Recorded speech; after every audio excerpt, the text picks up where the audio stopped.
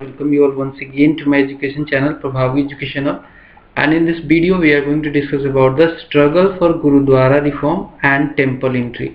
तो गुरुद्वारा रिफॉर्म जो हुए थे वो पंजाब में हुए थे, एंड टेम्पल एंट्री वाला जो इशू रेज हुआ था जिसके लिए काफ़ी ज़्यादा स्ट्रगल हुआ वो केरल में हुआ था। तो इन दोनों को हम लोग इस वीडियो में बहुत अच्छे से समझेंगे।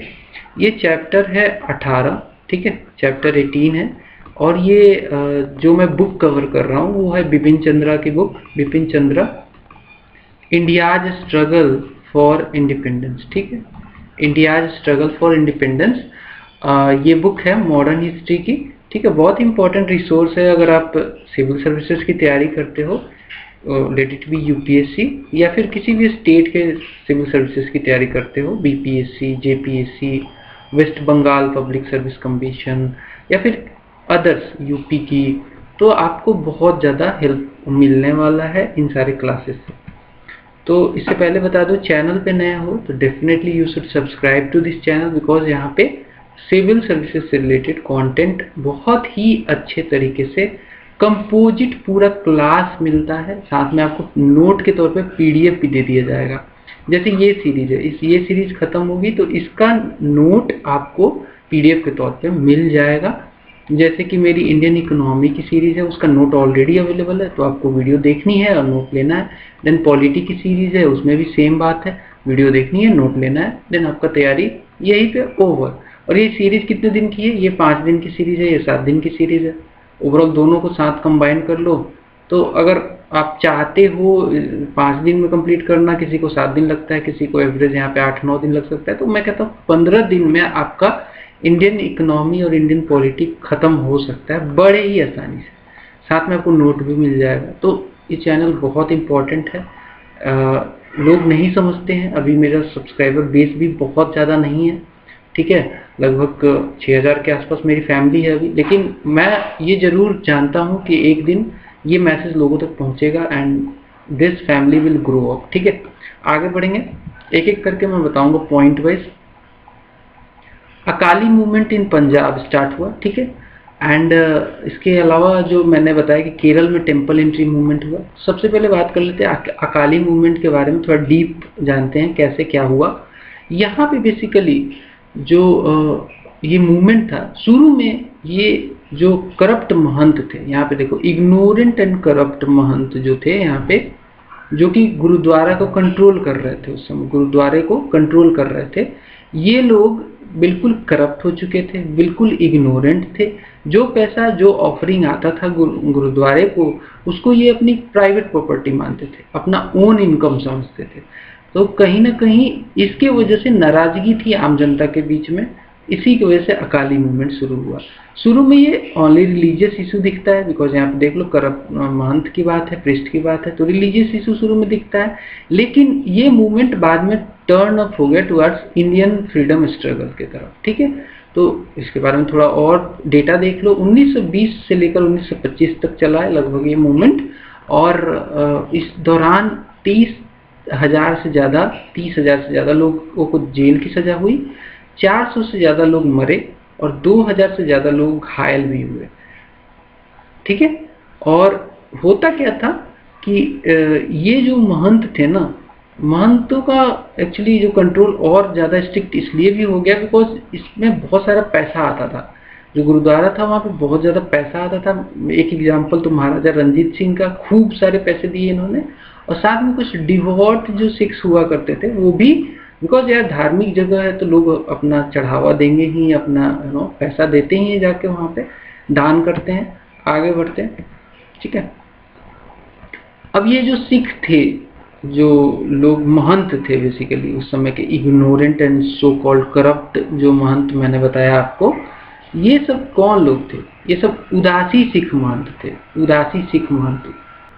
और ये जो उदासी सिख महंत थे ना, इनकी खास बात ये थी कि ये लंबे बाल नहीं रखते थे, लंबे बाल नहीं रखते थे। इसके पीछे भी रीजन था, एक्चुअली क्या था, मुगल्स उस समय अलाउ नहीं करते थे कई सारे सिख को लंबे बाल रखना, और उन्हीं को मतलब गुरुद्वारे का दे रखा था कि जो छोटे बाल रखेंगे वो गुरुद्वारे के महंत बनेंगे। तो इस चक्कर में ये जो सिख थे, उदासी सिख, इन्होंने छोटे बाल करा लिए थे, ठीक है, मुगलों के प्रेशर में बेसिकली। एंड ये काफी करप्ट हो चुके थे, बिकॉज जो भी ऑफरिंग एंड अदर इनकम आता था गुरुद्वारे में, वो इसे अपनी पर्सनल इनकम समझते थे। आगे बढ़ेंगे, अगले पॉइंट पे चलते हैं। तो ब्रिटिश एनेक्सेशन हुआ पंजाब का 1849 में। साथ ही इस एनेक्सेशन के बाद सरकार का, मेरा मतलब यहाँ पे ब्रिटिश गवर्नमेंट से है, ब्रिटिश गवर्नमेंट का कंट्रोल जो है गुरुद्वारे पे बढ़ गया। ब्रिटिश गवर्नमेंट ने क्या किया, नॉमिनेट किया कुछ मैनेजर्स को और कुछ कस्टोडियंस को, जो कि गुरुद्वारे में बैठेंगे। अब देख लो, तो ब्रिटिश गवर्नमेंट का भी कंट्रोल यहाँ पे आ गया। और ये जो नॉमिनेटेड मैनेजर एंड कस्टोडियन आए, इन्होंने क्या किया, इन्होंने कोलैबोरेट कर लिया विद द उदासी सिख महंत और साथ मिलकर काम करने लगे और सारे करप्ट हो गए। तो इससे कहीं ना कहीं एक द्वेष की भावना, एक गलत भावना पूरे पंजाब में दौड़ चुकी थी, इस कम्युनिटी में दौड़ चुकी थी। आगे बढ़ेंगे, नेक्स्ट पॉइंट है, गवर्नमेंट साथ में क्या करती थी, इन महंत को अपना सपोर्ट दे रखा था गवर्नमेंट ने। वो सपोर्ट इसलिए दे रखा था कि क्योंकि सरकार ये चाहती थी कि ये महंत क्या करें कि जो सिख हैं, सिख जो कम्युनिटी है उसमें ब्रिटिश सरकार को लेकर लॉयलिज्म फैलाए, ब्रिटिश सरकार को लेकर लॉयलिज्म फैलाए। और बिकॉज ये महंत थे, इनकी बात सब सुनते थे, बिकॉज प्रिस्टली क्लास जो कहेगा वो सब सुनते थे, ठीक है। तो ये एक कहीं ना कहीं सपोर्ट देने का कारण था सरकार का। एंड सरकार ये भी चाहती थी इन महंत के थ्रू कि जो वो सिख हैं वहाँ के पंजाब के, उनको दूर रखा जाए फ्रॉम द राइजिंग नेशनलिज्म, ठीक है, नेशनलिस्ट एक्टिविटी से। आगे बढ़ेंगे, अब बहुत बड़ा इंसिडेंट तब होता है जब जो प्रिस्टली क्लास था गोल्डन टेम्पल का, अमृतसर का, ये बहुत बड़ा टेम्पल माना जाता है सिखों का, ठीक है। गोल्डन टेम्पल कहाँ पे है, अमृतसर में है, ठीक है। वहाँ के जो प्रिस्ट थे, उन्होंने एक हुक्मनामा जारी किया। हुक्मनामे में उन्होंने कहा कि जो गदरिस्ट हैं वो गलत हैं, ठीक है। जो गदरिस्ट के बारे में मैंने आपको पढ़ाया था, पिछले वीडियो देख लेना। गदर मूवमेंट स्टार्ट हुआ था, सैन फ्रांसिस्को इसका हब था, और फॉरेन में एक्चुअली जो सिख थे, मतलब सिख ही नहीं, इसमें बहुत लोग शामिल थे। तो गदरिस्ट मूवमेंट हुआ था, जो कि अपॉर्चुनिटी ढूंढ रहे थे कैसे भारत को आज़ाद किया जाए। तो गदरिस्ट के अगेंस्ट में बोला इन्होंने, उनके अगेंस्ट में हुक्मनामा जारी किया और ऑनर किया इन्होंने जनरल डायर को। जनरल डायर, जो कि जिसके बारे में कौन नहीं जानता, आप भी जानते हो, मैं भी जानता हूँ कौन था ये, जालियांवाला बाग का मेन गुंडा, ठीक है, जिसने गोली चलवा दी थी। और लगभग 400 से भी 389 वैसे फिगर है, लेकिन उसके फिगर वो ऐसा है, कई लोग मरे थे, इससे नंबर कहीं ज़्यादा हो सकता है, ठीक है। और साथ में इसको ऑनर किया, किससे, इसको सरोपा दिया, जिसको कहते हैं रोब ऑफ ऑनर। ऑनर से, सरोपा से इसको नवाजा गया एंड इसको एक सिख भी घोषित किया इन्होंने। तो ये सारा जो इंसिडेंट हुआ, नेशनलिस्ट जो थे उस समय के, वो हॉरिफाई हो गए ये सब देख के, दे वेर हॉरिफाइड। आगे बढ़ेंगे, अगले पॉइंट पे चलते हैं। इसके बाद ही जो रिफॉर्मर्स थे वो ऑर्गेनाइज किया उन्होंने ग्रुप ऑफ वॉलंटियर, और यही ग्रुप ऑफ वॉलंटियर को जत्था कहा गया, जत्थाज। तो ये जत्थाज जो सुनने में मिलता है ना, क्वेश्चन भी आता है, व्हाट वाज द जत्था, ठीक है, क्वेश्चन आ जाता है कई बार। तो it was group of volunteers, ये अकाली मूवमेंट से ही ये बना था, ठीक है। जत्था तैयार किया गया रिफॉर्मर्स के द्वारा, एंड इनको बेसिकली टास्क ये दिया गया कि कैसे भी करके जो ये इग्नोरेंट एंड करप्ट जो महंत हैं, इनको कंपेल किया जाए ताकि ये हैंडओवर कर दे कंट्रोल गुरुद्वारे का लोकल डिवोटीज के हाथ में, ठीक है। ताकि जो मेन कॉज है वो यही था कि इग्नोरेंट थे, करप्ट थे, और ऐसे हुक्मनामा भी दे रहे थे, तो इनके हाथ से कंट्रोल छीन जाए तो काफ़ी अच्छा होगा। इसका प्रयास रिफॉर्मर्स ने शुरू कर दिया। आगे बढ़ेंगे अगले पॉइंट पे। फिर आगे क्या हुआ कि ये जब रिफॉर्मर ने ये प्लान किया, उसके बाद इनको इजी विक्ट्रीज भी शुरू में मिलनी शुरू हो गई। ये इजी विक्ट्री की वजह से लगभग 7-8 या फिर 10 के आसपास इन्होंने गुरुद्वारे को छुड़ा लिया, 10 के आसपास गुरुद्वारे को। लेकिन बात आके अटकी थोड़ी सी गोल्डन टेम्पल, जो कि अकाल तख्त माना जाता है, गोल्डन टेम्पल है ना, अकाल तख्त पे बात आई। तो एक्चुअली वहाँ पे रिफॉर्मर्स ने डिमांड किया कि भाई ये भी जल्दी से जल्दी इन करप्ट और इग्नोरेंट महंतों से छुड़ा लिया जाए, लेकिन वो मान नहीं रहे थे, वो महंत नहीं मान रहे थे। तो इन्होंने क्या किया, जो रिफॉर्मर्स थे इन्होंने पब्लिक मीटिंग शुरू की और सरकार पे प्रेशर बनाना शुरू किया। तो सरकार एक्चुअली क्या था, उस समय सरकार ने सोचा कि ये रिलीजियस इशू है, इससे दूर ही रहना चाहिए और छोड़ो दूर रहते हैं। और सरकार ने परमिट कर दिया गवर्नमेंट अपॉइंटेड मैनेजर्स को कि भाई आप रिजाइन कर दो और दे दो इन्हीं के हाथ में। तो फिर नवंबर 1920 में इन्होंने रिजाइन कर दिया, ये जो मैनेजर थे और जो महंत थे वो उन्होंने छोड़ दिया। बात ये जो कंट्रोल था वो आ गया सीधे रिफॉर्मर्स के हाथ में। तो इन्होंने क्या किया, एक कमेटी बिठाई, एक कमेटी बनाई 175 लोगों की, मेंबर्स की। उसमें शिरोमणि गुरुद्वारा प्रबंधन कमेटी बनाई गई। इस कमेटी का नाम रखा गया शिरोमणि गुरुद्वारा प्रबंधक कमेटी, जो कि ये गोल्डन टेम्पल का ओवरऑल जो प्रबंधन है वो अपने हाथ में इसने ले लिया। इसी कमेटी के बाद इसी साल में दिसंबर 1920 में ही क्या होता है, शिरोमणि अकाली दल, जो कि पॉलिटिकल पार्टी बन गई बाद में, अकाली दल पॉलिटिकल इश्यूज को आगे बढ़ाने के लिए, इसका भी गठन हो गया दिसंबर 1920 में, ये भी याद रखना। एंड अगर बात करें कि कौन लोग थे जो ये अकाली मूवमेंट के बैकबोन थे, क्या इसमें खाली सिख थे? तो नहीं भाई, इसमें और भी लोग शामिल थे। इनफैक्ट इसमें मुस्लिम भी शामिल थे, इसमें सब लोग शामिल थे जो पंजाब के थे। और मेन जो बैकबोन था वो था जाट पीजेंट्री, जो पंजाब में जाट पीजेंट्री थे वो इस मूवमेंट के मेन बैकबोन थे। तो अकाली दल एंड शिरोमणि गुरुद्वारा प्रबंधक कमेटी जो है accepted complete non violence as the creed. तो इन्होंने कहा कि हम कभी भी वायलेंस नहीं करेंगे, नॉन कोऑपरेटिव वे में, नॉन वायलेंट वे में हम लोग अपना टारगेट अचीव करेंगे। ठीक है, आगे बढ़ेंगे, अगले पॉइंट को देखते हैं।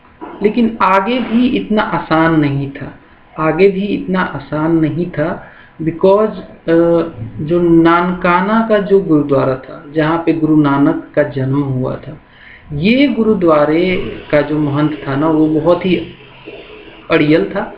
ठीक है, हुआ क्या मैं बता देता हूँ आपको ब्रीफली। देखिए, फरवरी 1921 में ट्राई किया गया कि ये गुरुद्वारा भी छुड़ा लिया जाए करप्ट महंत से। उस समय का महंत जो था नारायण दास था।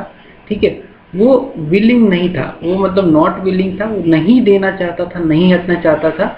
ठीक है, पावर से वो प्रिस्ट बना रहना चाहता था।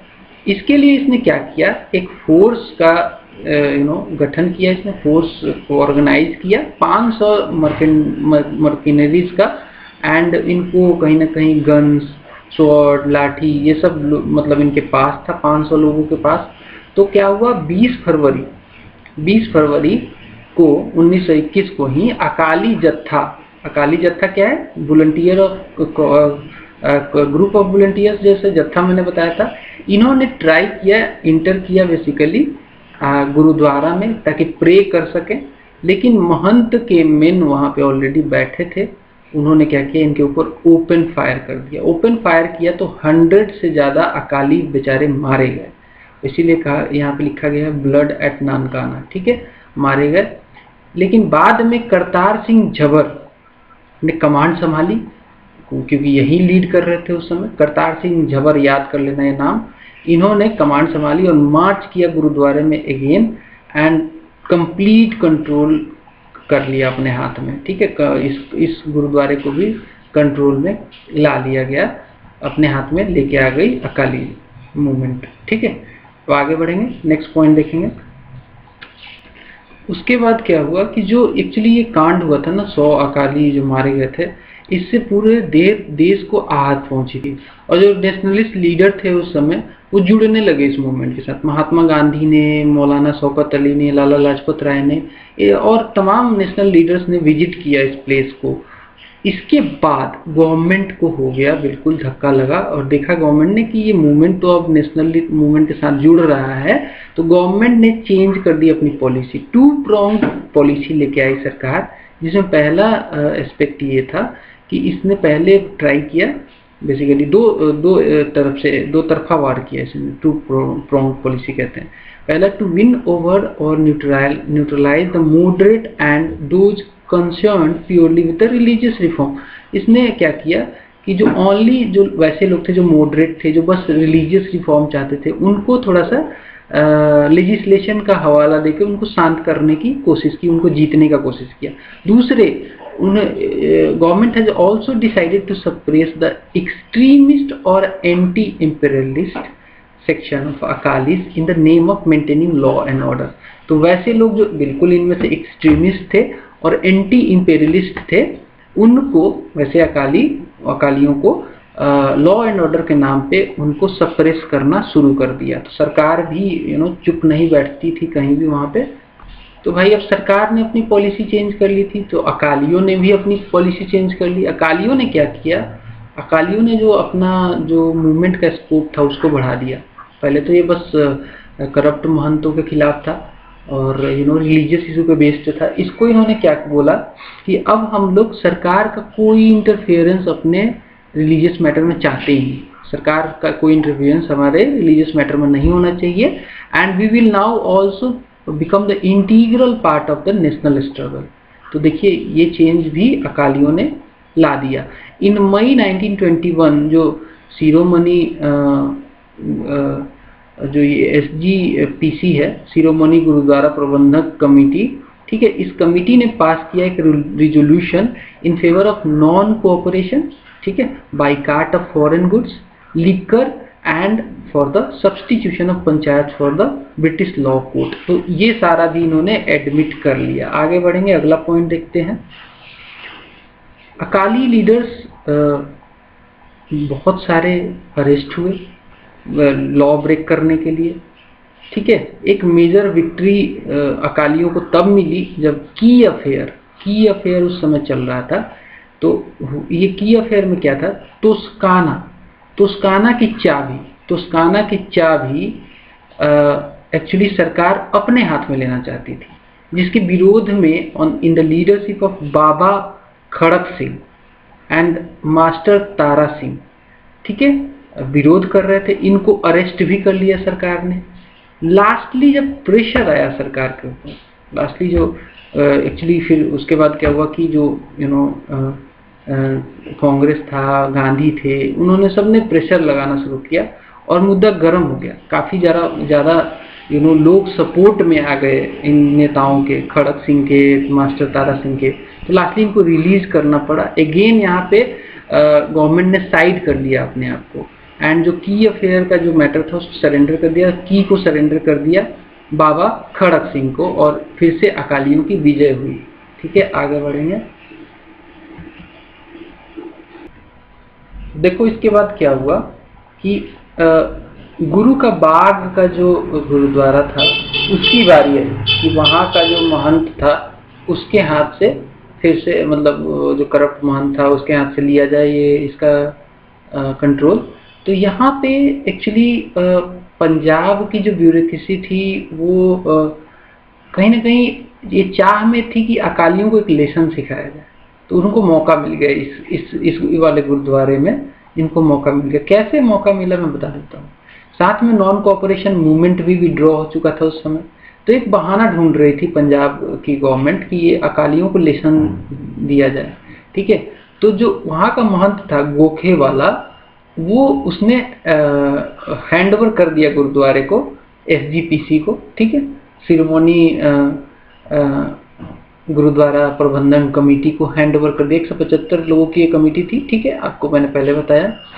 And but gurdwara hand over करने के बाद भी इस बंदे ने, इस महंत ने एक्चुअली क्लेम कर दिया कि मैं जो अटैच लैंड है ना वो मेरा है, वो पर्सनल पोजीशन का है, वो गुरुद्वारे का नहीं है। तो अब यहाँ पे मामला फंस गया। उस अटैच्ड लैंड में पेड़ वगैरह थे। तो हुआ क्या आगे मैं बताता हूँ, एक और पॉइंट में वो भी क्लियर हो जाएगा। तो अकालियों ने उस अटैच लैंड में से एक ड्राई कीकड़ ट्री जो सूख चुका था बिल्कुल, कीकड़ का ट्री, उसको काट दिया। काटा किस लिए? ताकि उसका लकड़ी यूज किया जा सके कम्युनिटी किचन में। कम्युनिटी किचन जनरली होता है, आपको पता है गुरुद्वारा में कम्युनिटी किचन चलता है। आप भी जाओगे अगर वहाँ पे आपको भी खाना मिलेगा, फ्री में मिलता है, सब कुछ है। ये गुरुद्वारे का खास बात है, कम्युनिटी किचन, ठीक है। And he complain to the police. तो हुआ क्या, जब अकालियों ने इसको काट दिया ड्राई कीकर ट्री को, तो उस बंदे ने कंप्लेन कर दिया पुलिस को 9 अगस्त 1922 को, और 5 अकाली को अरेस्ट कर लिया गया। 5 अकालियों को अरेस्ट कर लिया गया, ठीक है। आगे क्या हुआ मैं अभी बताता हूँ। इसके बाद तो जैसे अकालियों का जत्था पहुंचने लग गया है यहाँ पे गुरु का बाग में। यहाँ पे अकालियों को जत्था पहुंचने लगा सपोर्ट में, ये जो कि मतलब ये जो बंदे अरेस्ट हुए थे इनके सपोर्ट में, और इन्होंने ट्रीज को काटना शुरू कर दिया। ट्री को जब काटना शुरू किया तो ऐसे लोगों को सरकार ने जेल भेजना शुरू किया। तो 4000 से ज्यादा अकाली अरेस्ट कर लिए गए इस चक्कर में, ठीक है। 4000 से ज्यादा अकाली क्योंकि ट्री काटने पहुंचे थे, इनको अरेस्ट कर लिया गया। आगे बढ़ेंगे। इसके बाद क्या हुआ कि सरकार ने अपनी पॉलिसी भी थोड़ी बदल दी। सरकार ने कहा कि अब ऐसे नहीं मान रहे, अरेस्ट हो रहे हैं तो इनको पिटाई शुरू करो। तो they began to beat them mercilessly, बहुत बुरी तरीके से मारना शुरू किया और लाठियों से। And entire country was outraged. इसकी वजह से क्या हुआ, जो पूरी कंट्री थी ना, सबको पता चला और सब लोग एक्चुअली गुस्से में आ गए, आउटरेज्ड हो गए पूरी कंट्री। इसके बाद क्या हुआ, मैसिव अकाली गैदरिंग हुई अमृतसर में, ठीक है, जो कि 10 सितंबर को हुई, जिसको अटेंड किया स्वामी श्रद्धानंद, हकीम अजमल खान ने भी। तो ये 2 नाम याद कर लेना, स्वामी श्रद्धानंद और हकीम अजमल खान। ये क्वेश्चन ऐसे आ सकता है, मैं बता देता हूँ आपको। जो एक मैसिव अकाली गैदरिंग हुई थी अमृतसर में, वो उसको अटेंड करने के लिए कौन कौन पहुंचा था? ऑप्शन में ऐसा आ सकता है स्वामी श्रद्धानंद, हकीम अजमल खान, एक दूसरा आ सकता है कि बोथ, ठीक है, ठीक है। तो आंसर होगा बोथ। आगे बढ़ेंगे। इसके बाद क्या हुआ, कांग्रेस ने क्या किया, कांग्रेस ने एक अपनी वर्किंग कमेटी एक कमेटी बिठाई, ताकि वो उस कमेटी को टास्क दिया गया कि जो पुलिस का एक्शन रहा, जो बुरी तरीके से पिटाई करना, ये सब, वो उसको इन्वेस्टिगेट करे और उस पर रिपोर्ट सबमिट करे, ठीक है। तो कांग्रेस ने भी अपना एक्टिव पार्टिसिपेशन दिखा दिया। इसके बाद क्या हुआ कि सरकार पे प्रेशर आने लगा, धीरे धीरे सरकार के ऊपर प्रेशर आने लगा, बिकॉज ये कांग्रेस भी इन्वॉल्व हो गई और जो भी नेशनलिस्ट थे सब इन्वॉल्व हो गए थे। तो अब सरकार इसको और ज़्यादा नहीं बढ़ाना चाहती थी। सरकार ने इस मैटर पे स्पेसिफिकली जो गुरु का बाग वाला गुरुद्वारा था, यहाँ पे क्या किया सरकार ने, एक रिटायर्ड गवर्नमेंट सर्वेंट को लीज करवा दिया, लीज पे दिलवा दिया वो लैंड, और अलाउ कर दिया अकालियों को कि भाई आप पेड़ काट सकते हैं उसमें, ठीक है। और साथ में रिलीज कर दिया ऑल अरेस्टेड अकाली वॉलंटियर्स को एंड मिलिटेंट, उनमें जो थे मिलिटेंट अकालियों ने कुछ और अपॉर्चुनिटी ढूंढने की कोशिश की, बट ज़्यादा कुछ सक्सेस मिला नहीं। एंड लेजिस्लेशन भी सरकार ने पास करवा दिया 1925 में, पास कर दिया सरकार ने, ठीक है। एंड जो जितने भी गुरुद्वारा थे पंजाब में उस समय के, उन सब का कंट्रोल हैंडओवर करवा दिया पंजाब के गुरुद्वारा का कंट्रोल हैंडओवर करा दिया गया टू एन इलेक्टेड बॉडी। वो इलेक्टेड बॉडी बनी शिरोमणि गुरुद्वारा प्रबंधक कमेटी, ठीक है। तो अल्टीमेटली जो टास्क था वो अचीव हो गया, SGPC के हाथ में सब जितने भी गुरुद्वारा थे उनका कंट्रोल आ गया। आगे बढ़ेंगे, अगले पॉइंट को देखते हैं। तो इस मूवमेंट का अचीवमेंट क्या था? इस मूवमेंट का अचीवमेंट ये था कि इसने अवेकन किया पंजाब के पीजेंट्री की आंखों को खोला। एंड जो पहले पंजाब के जो पीजेंट्री थे, जो कि प्रो ब्रिटिश फ्यूडल लीडरशिप में विश्वास करते थे, वो अब जो इमेज था वो चेंज हो चुका था। It was replaced by educated middle class nationalist, ठीक है।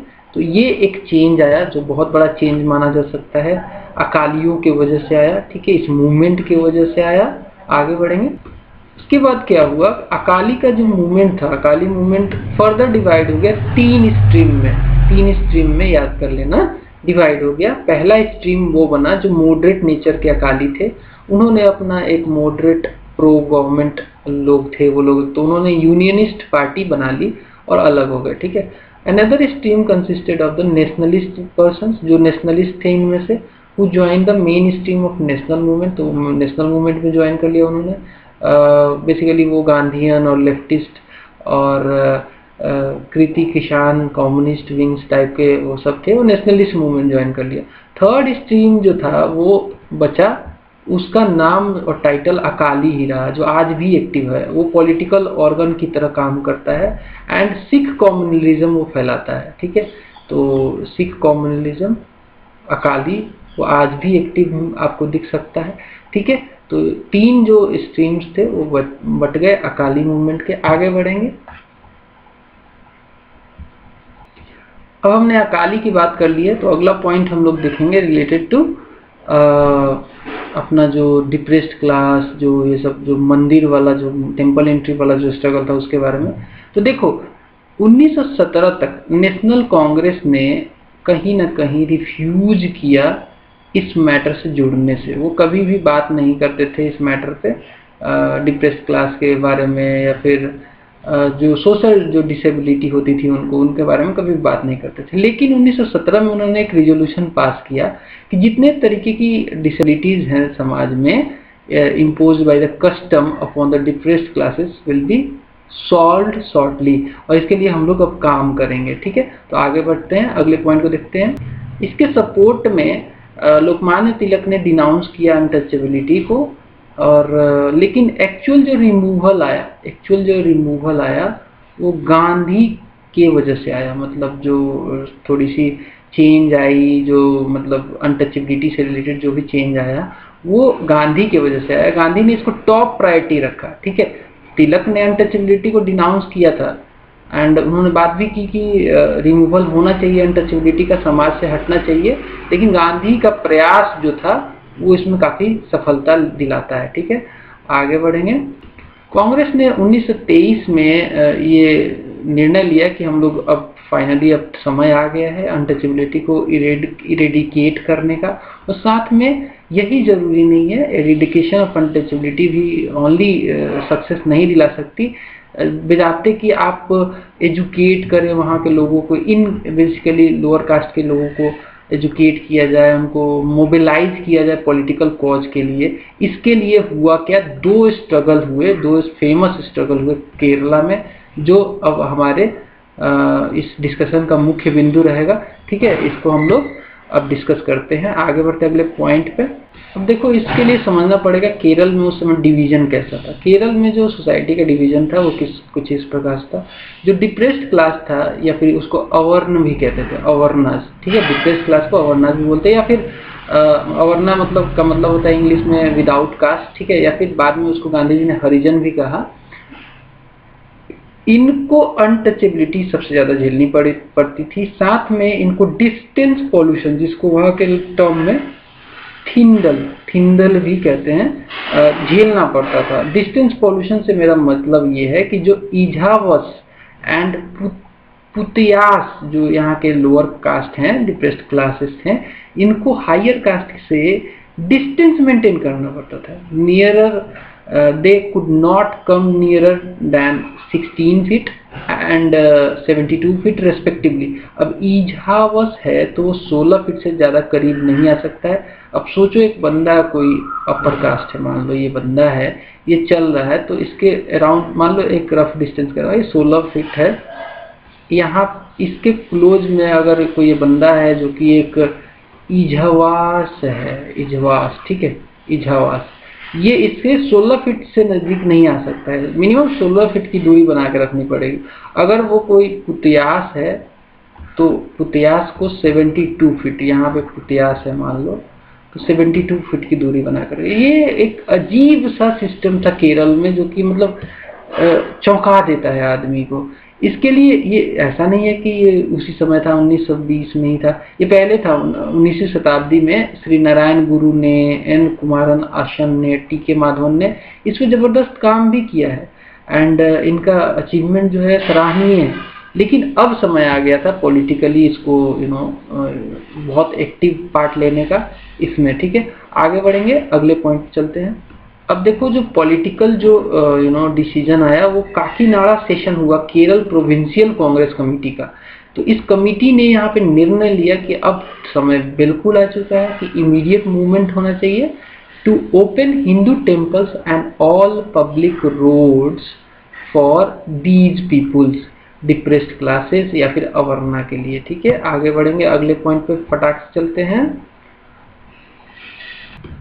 अब देखो मूवमेंट की स्टार्ट कैसे हुई। मूवमेंट की स्टार्ट हुई वाइकम से। वाइकम सत्याग्रह कहते हैं इसको। वाइकम एक वहाँ पे एक मेजर टेम्पल है, ठीक है, जो कि जिस उस टेम्पल के चारों तरफ सड़क है। ठीक है, ये सड़क पे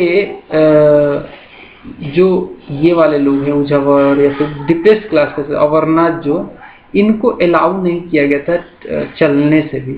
इनफैक्ट इसके जब सड़क पे नहीं अलाउ किया तो अंदर कहाँ अलाउ करने वाला था। ठीक है, तो ये बिल्कुल अलाउड नहीं थे। इनफैक्ट ये सड़क पे भी अलाउड नहीं थे। ठीक है, तो इसके लिए सत्याग्रह शुरू हुआ। इस वाइकम मूवमेंट शुरू हुआ यहाँ पे फाइट अनटचेबिलिटी के लिए।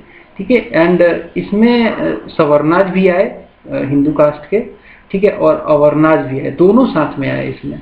एंड टेम्पल रोड ऑन 30 मार्च 1924 को इन्होंने जुलूस निकाली। ठीक है, प्रोसेशन निकाला, जुलूस निकाला इस टेम्पल रोड पे। ठीक है, निकालने की कोशिश की गई 30 मार्च 1924 को। इस मूवमेंट को सपोर्ट किया बहुत सारे सवर्ण ऑर्गेनाइजेशंस ने, जो जैसे कि नायर सर्विस सोसाइटी, ना समाजम एंड केरल हिंदू सभा ने भी इसको सपोर्ट किया। एक सपोर्ट और भी आया जो कि था योगक सेमा सभा, जो कि एक लीडिंग ऑर्गेनाइजेशन था ऑफ नाम्बुदीन्स हाईएस्ट ब्राह्मण कास्ट थे केरल के हैं इनफैक्ट। एंड इन्होंने रिजोल्यूशन पास किया फेवरिंग द ओपनिंग। इन्होंने कहा कि नहीं, ओपन कर देना चाहिए, जब ब्राह्मण ही सपोर्ट करने लगे थे तो। बट टेम्पल अथॉरिटी नहीं मानी। टेम्पल अथॉरिटी और ट्रावनकोर गवर्नमेंट तो इन्हीं को सपोर्ट कर रही थी। इन्होंने मना कर दिया, बोला कि हम नहीं खोलेंगे, और बैरिकेड्स लगा दिया। ठीक है, बैरिकेड्स लगा दिया इसके चारों ओर। फिर क्या हुआ, सत्याग्रहियों ने इन द लीडरशिप ऑफ केशवा मेनन मार्च किया टेम्पल की तरफ।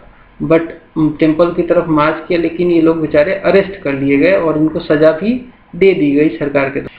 इसके सपोर्ट में पूरे देश का सपोर्ट आया इस मूवमेंट। ये जो हुआ एक्चुअली, जो केशवा मेनन को अरेस्ट किया गया, इनके सपोर्ट में अकाली जत्था भी आया, पूरा देश का सपोर्ट आया एक्चुअली।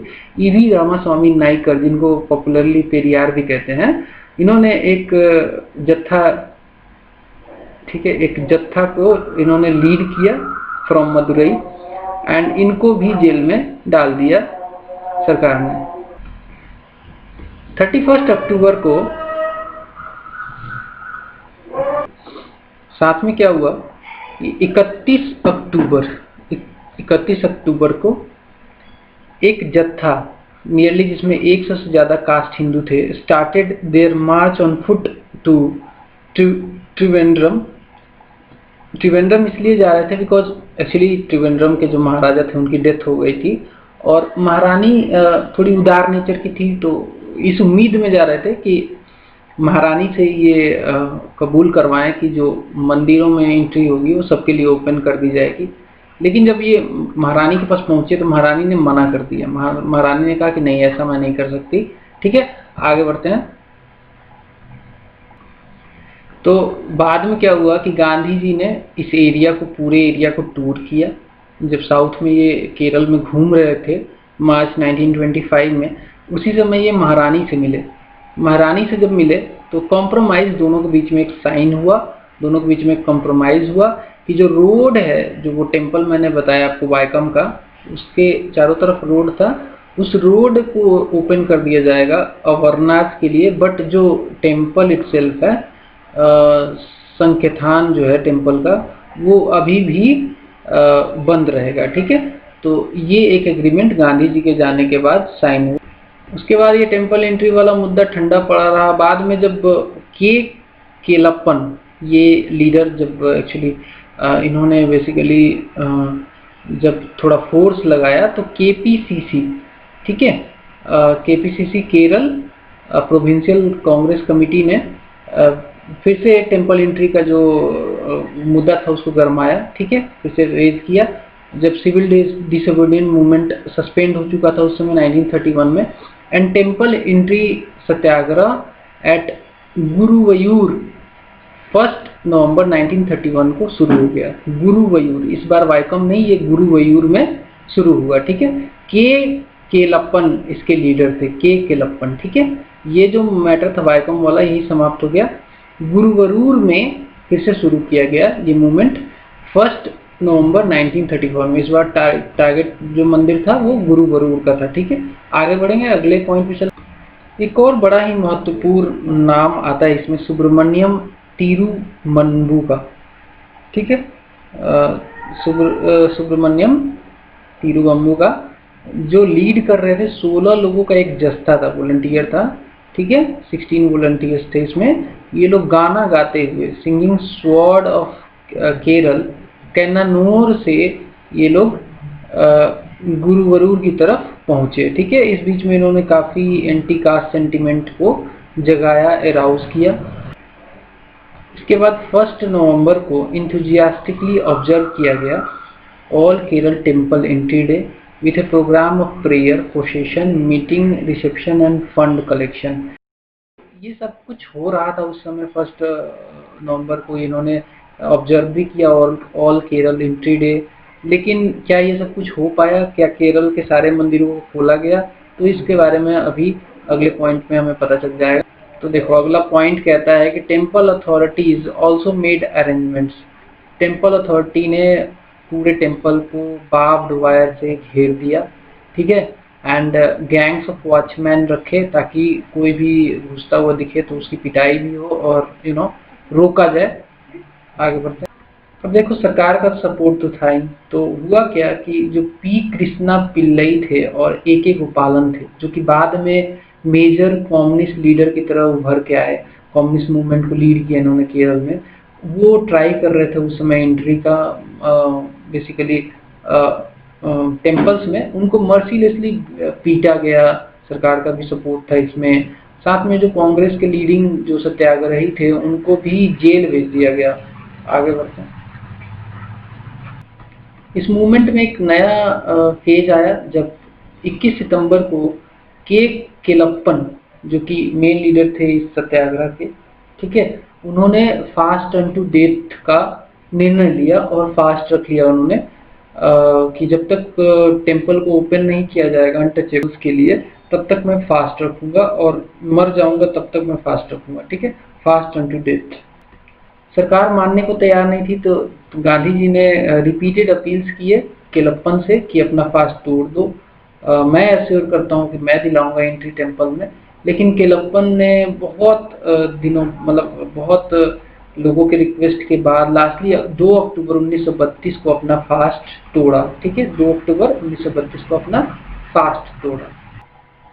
मूवमेंट थोड़ा सा डिरेल हो गया था, फास्ट भी इन्होंने तोड़ दिया था, लेकिन एक जत्था ने फिर भी, जिसको ए गोपालन लीड कर रहे थे, उन्होंने पूरे केरल का टूर किया और लोगों को समझाने की कोशिश की, इसके बारे में लोगों को अराउज करने की कोशिश किया, ठीक है। आगे बढ़ेंगे, अगले पॉइंट को देखते हैं। नेक्स्ट पॉइंट है, in November 1936 the Maharaja of Travancore issued a proclamation of throwing open all government controlled temples to all Hindus irrespective of caste. Madras followed the suit in 1938 when its ministry was headed by C. Rajagopalachari। तो कहने का मतलब है, देखो lastly ये जो सफलता मिली, जो सफलता 1936 में महाराजा ट्रावणकोर ने बोला कि नहीं, अब जो हमारे एरिया में जो भी मंदिरें होंगी वो सबको खोल देंगे हम लोग, चाहे वो किसी भी कास्ट का बंदा क्यों ना हो उसमें एंटर कर सकता है। मद्रास ने भी सेम चीज को इनकॉर्पोरेट किया जब मद्रास के मिनिस्ट्री को हेड कर रहे थे उस समय सी राजगोपालाचारी 1938 में। तो ये सक्सेस ही है, एक तरीके का बहुत बड़ा सक्सेस था, ठीक है। अब कुछ वीकनेस भी रहे इस मूवमेंट के दौरान, जो ये टेम्पल एंट्री मूवमेंट हुआ। मेन वीकनेस जो इसका था, the temple entry movement was the and the Gandhian or nationalist approach in fighting the caste oppression was that even while amusing the people against untouchability, they lacked a strategy for ending the caste system itself। इनके पास strategy नहीं थी, clear cut strategy नहीं थी कि caste system को कैसे खत्म करोगे। उल्टा इसके जो उल्टा इसके हुआ क्या, it's weakness has found expression in the growth of casteism. उल्टा कास्टिज्म और पैदा होने लगा धीरे धीरे, और आज की डेट में भी कास्टिज्म देखा जा सकता है। कंटिन्यूअस एग्जिस्टेंस है कास्टिज्म का in the practice of operation and discrimination against lower caste in the post 1947 India, आज भी देखा जा सकता है। सो ओवरऑल कुछ फायदे कुछ घाटे होते हैं हर मूवमेंट के, हर स्ट्रगल का बहुत ज़्यादा फायदा होता है, थोड़ा बहुत गलतियां भी निकलती हैं इसमें।